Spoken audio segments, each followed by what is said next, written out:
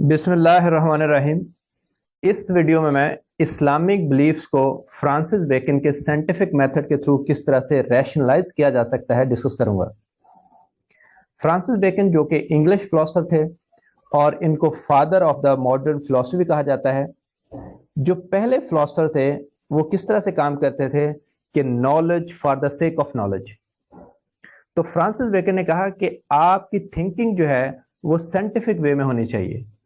आप जो है जनरल लॉज आइडेंटिफाई करो और उसको रियल लाइफ में अप्लाई करो। यानी इनका फोकस जो है वो प्रैक्टिकल एप्लीकेशन की तरफ ज्यादा था और ये सारा काम जो है आप थ्रू ऑब्जर्वेशन करो। और इसके लिए उन्होंने जो है इंडक्टिव मेथड या इसको आप साइंटिफिक मेथड कह सकते हैं, जो उन्होंने अपनी बुक जो है नोवम ऑर्गेनिक में एक्सप्लेन किया। ये इंडक्टिव मेथड या साइंटिफिक मेथड आज भी स्टूडेंट में पॉपुलर है और रिसर्च में आज भी अप्लाई किया जाता है।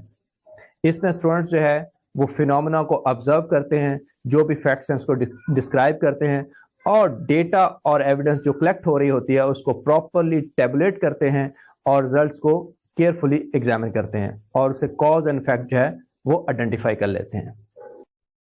बेकन ने यह भी कहा कि सोल की 3 फैकल्टीज होती हैं। एक को उसने मेमोरी बोला, सेकंड को इमेजिनेशन, थर्ड को उसने रीजनिंग कहा। जो मेमोरी वाला पार्ट जो है ये उसने कहा कि हम हिस्टोरियन को असाइन करते हैं, इसमें हिस्ट्री आ जाएगी।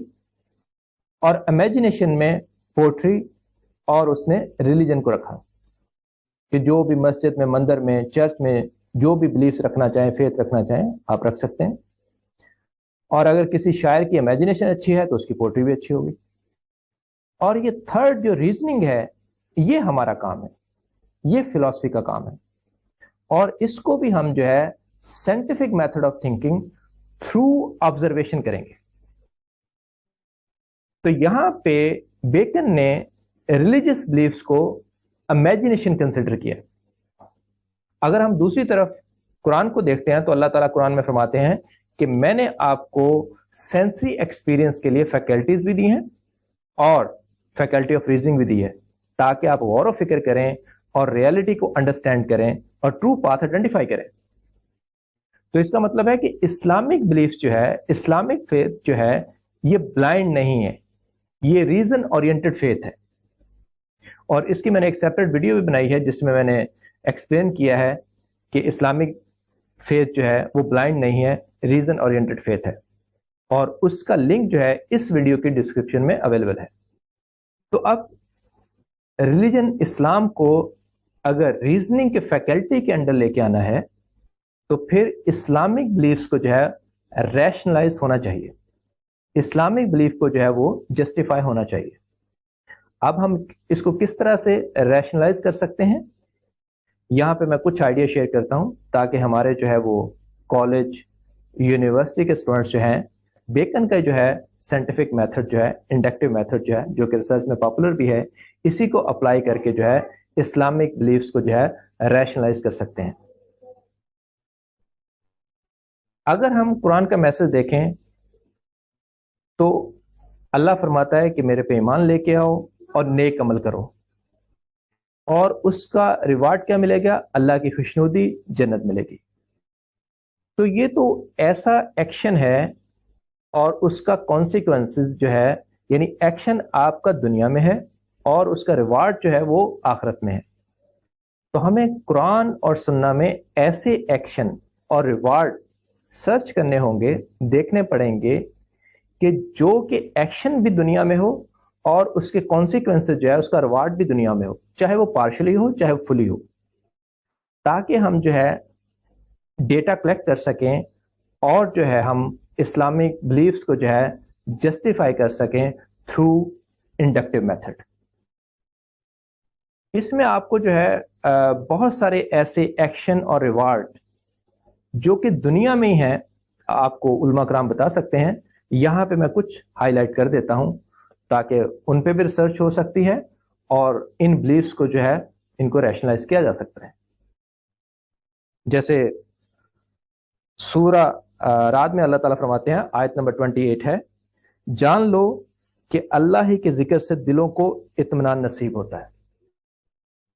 तो यहाँ पे देखें कि अगर कोई ईमान लेके आते हैं और वो अल्लाह की याद उनमें होती है, अल्लाह का जिक्र करते हैं, तो उनका डेटा कलेक्ट हो सकता है और फिर उनका सेटिस्फेक्शन लेवल जो है वो भी जो है वो कलेक्ट हो सकता है और फिर उसके साथ उनका कनेक्शन बनाया जा सकता है, कॉज एंड इफेक्ट देखा जा सकता है और इसमें इंडक्टिव मेथड जो है वो अप्लाई किया जा सकता है और इस चीज को जो है वो जस्टिफाई किया जा सकता है। तो अब मैं सेकंड सिनेरियो डिस्कस करता हूं। अल्लाह ताला सूरह वाक़िया में आयत नंबर 83-84 में फरमाते हैं कि जब मरने वाले की जान हलक तक पहुंच चुकी होती है और तुम आंखों से देख रहे होते हो कि वो मर रहा है, उस वक्त उसकी निकलती जान को वापस क्यों नहीं ले आते?